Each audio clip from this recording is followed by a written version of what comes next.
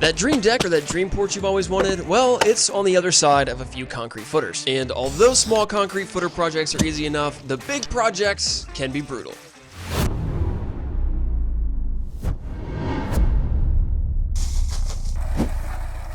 Obviously being a little dramatic there, but this deck project involved 23 footers. It was a lot. This video is going to cover every aspect of the concrete footer installation process. Whether you have a small job, a massive job like this one, or if you just want to learn something for fun and for the love of the game. Let's get going.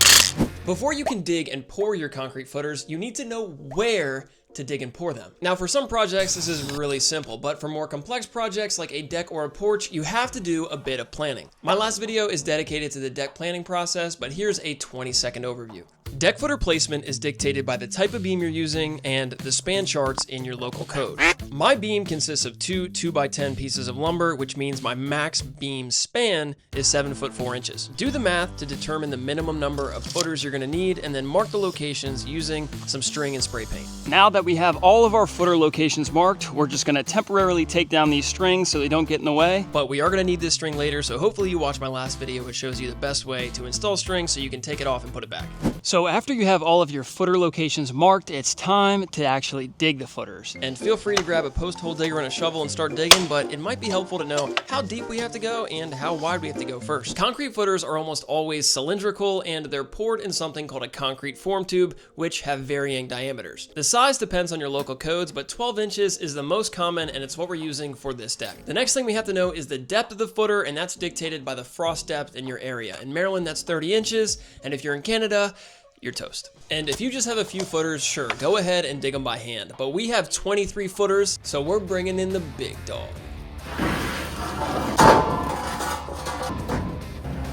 And by big dog, I mean this is the most Mickey Mouse smallest skid steer money can rent, but it's still better than hand digging. And to go along with the skid steer, I rented an auger. I wanted a 14-inch diameter, but they only had 16, so that's what we got. So I lowered the auger bit directly on top of my mark, started the spin cycle, and 30 inches down, we went. And it's a good idea to mark the frost depth somewhere on the auger. I knew this auger bit was about 36 inches, so I took it pretty much to the bottom on every hole. Then you're gonna take all the dirt on the auger bit and just kind of shake it off, which should be relatively familiar for a lot of the guys out there. Remove as much dirt as possible with the auger, and then get the remaining loose dirt out of the bottom of the hole using a post hole digger. And although I only need to be 30 inches deep, I like to go 34 inches deep so I can backfill with 4 inches of stone. But before adding stone, I like to compact the dirt in the bottom of the footer.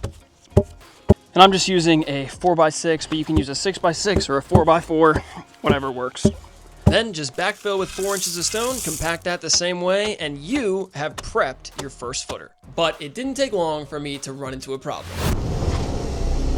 Rocks. Rocks were littered throughout my backyard, and this dinky little skid steer couldn't handle any of them. The good news is that I bought a jackhammer off Craigslist a couple years ago, so I at least had a prayer to break through the rock. The bad news is that I really can't move these footers much because the deck requires the footers to be in a pretty specific location. And this skid steer should be embarrassed because a rock that small was enough to stop the auger dead in its tracks. So without the rocks, this process went super quick and it wasn't hard at all, but I just seemed to encounter a small rock that would require a little bit of jackhammering or a little bit of frustration on almost every single footer. See, look, here's another one. And these are the small rocks, but I ran into some massive rocks that I spent, 20 minutes jackhammering off camera. So if you're in a rocky area, consider renting a jackhammer. And if you're not in a rocky area, you are lucky. I have plenty more work to do over here, so let's check in with my brother who I tasked with cutting the form tubes to size. And at surface level, it looks like he's just cutting the form tube to size using a circular saw, but there's a little bit more going on that I think is pretty genius.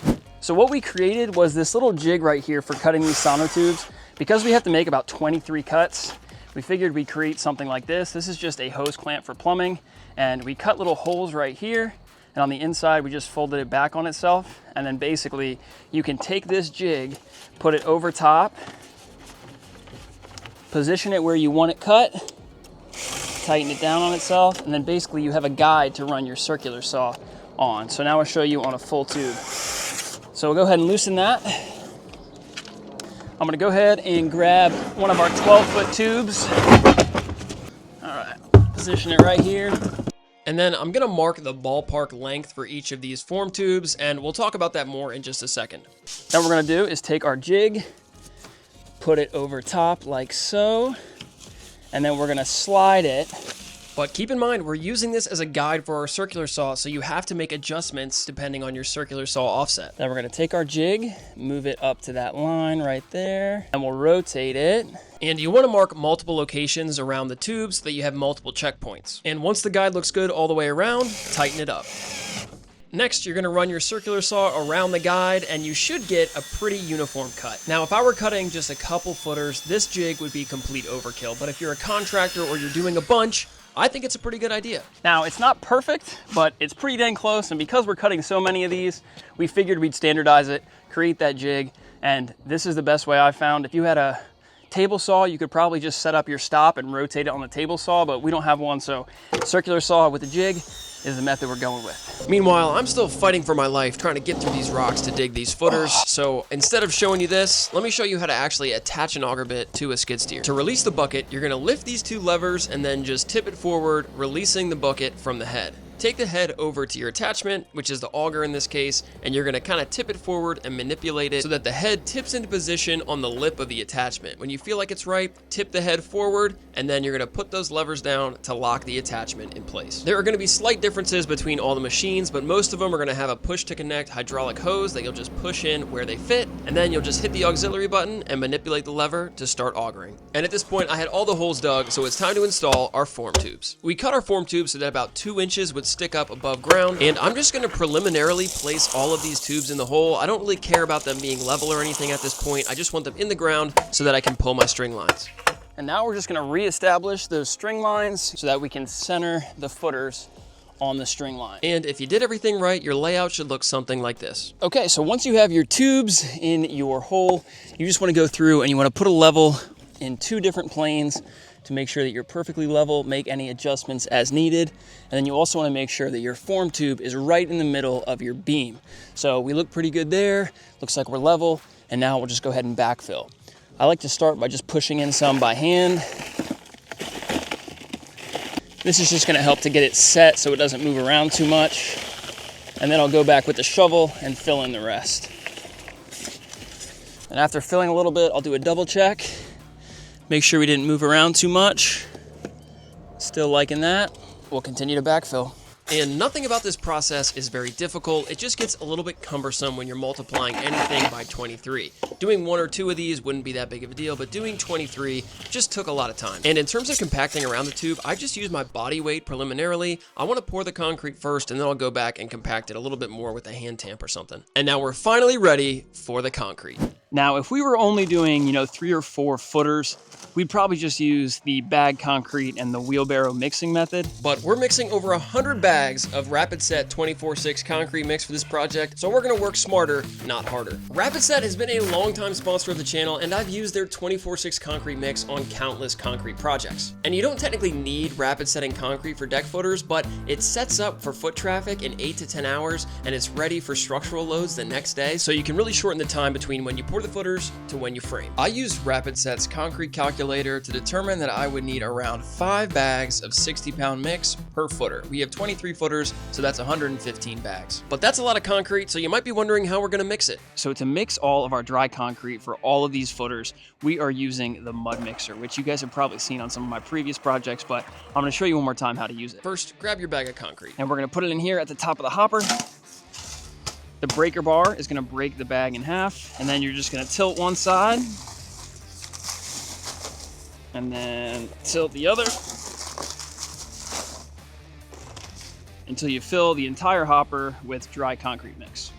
As you can see, we have our garden hose, which we've already hooked up to the mud mixer right here. And then our power supply, electrical connection, obviously you wanna be plugged in.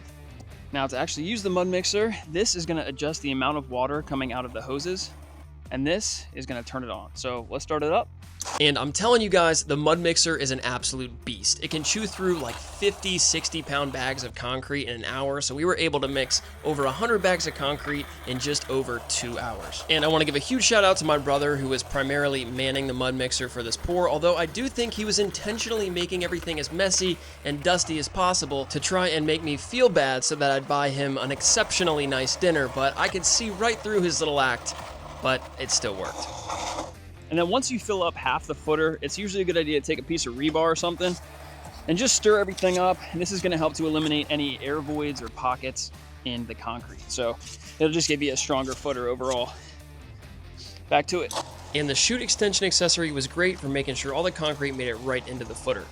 And as you fill the form tubes to the top, you want to go back and finish the top of the footer with a trowel. This is not the right tool for this, but it'll work. And while the concrete is still wet, you want to take your anchor bolt and you want to wiggle it down into position. Make sure that it's right in line with your beam line, and then make sure that you're sticking up to the right height by using a piece of blocking to check. Just make sure your bolt isn't sticking up past the base. Then you're going to repeat this process for all of the footers, making sure that you set the anchor bolt before the concrete cures too much. Otherwise, it's going to be semi-difficult to get it down in there. You just want to make sure that your bolt is in line with the string line and make sure that it's not sticking up too much or that it's too far down. And if you do everything right, your anchor bolts will be perfectly in line with the string line, exactly as they should be. The Rapid Set 24/6 concrete mix and the mud mixer combo is a lethal one, and I'll link both of those products down below. Fast forward 24 hours and we're ready to install our footer anchors. But first, I'm going to put down a bit of landscape fabric and then cover it in stone so that it's not a muddy mess under my deck every time it rains. In some areas, this is actually a code requirement, but at a minimum, it's just definitely nicer than having a muddy mess under your deck.